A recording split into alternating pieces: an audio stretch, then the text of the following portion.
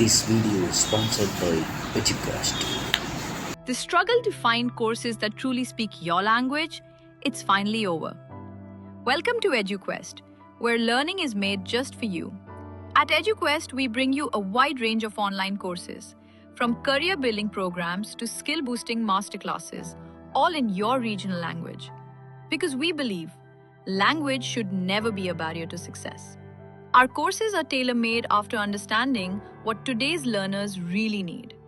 So why wait? Start learning the smarter, simpler way only with EduQuest. Visit eduquest.courses and explore your next course today. And hey, don't miss out on our exciting offers and promotions. இலக்குகள் அத்தியாயம் 5 பகுதி 6 வித்தியாசத்தை ஏற்படுத்துங்கள்.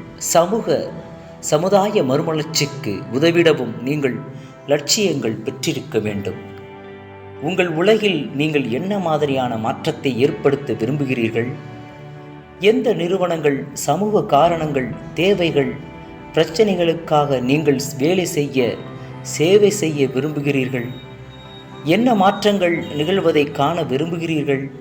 உங்களை விட அதிர்ஷ்டம் குறைவாக உள்ள யாருக்கு உதவ நீங்கள் விரும்புகிறீர்கள்?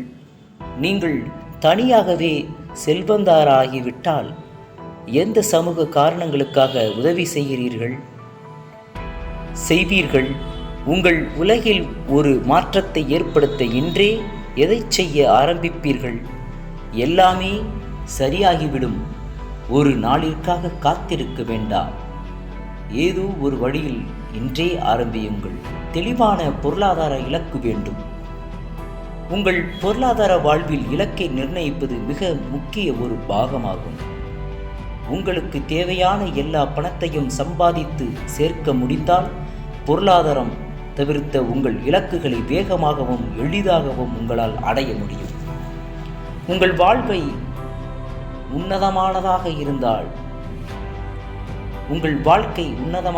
இருந்தால் ஒவ்வொரு வருடமும் ஒவ்வொரு மாதமும் எவ்வளவு பணத்தை சம்பாதிக்க விரும்புவீர்கள்? ஒவ்வொரு வருடமும் மாதமும் எவ்வளவு சேமிக்க முதலீடு செய்ய விரும்புவீர்கள்?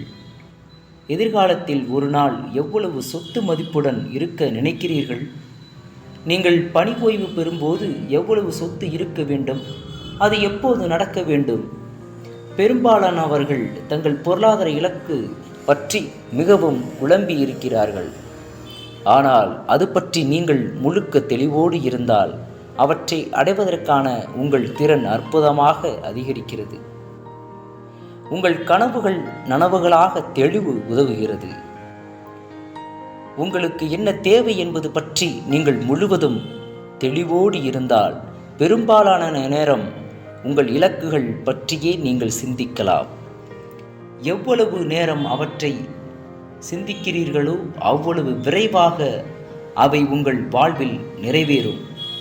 இப்படி உங்கள் வாழ்வின் ஒவ்வொரு பாகத்திலும் உங்கள் இலக்குகள் பற்றி கேட்பதால் உங்கள் எண்ணத்தை தெளிவாக்கி அதிக கவனமுள்ள தெளிவுள்ள மனிதராக நீங்கள் மாறலாம்.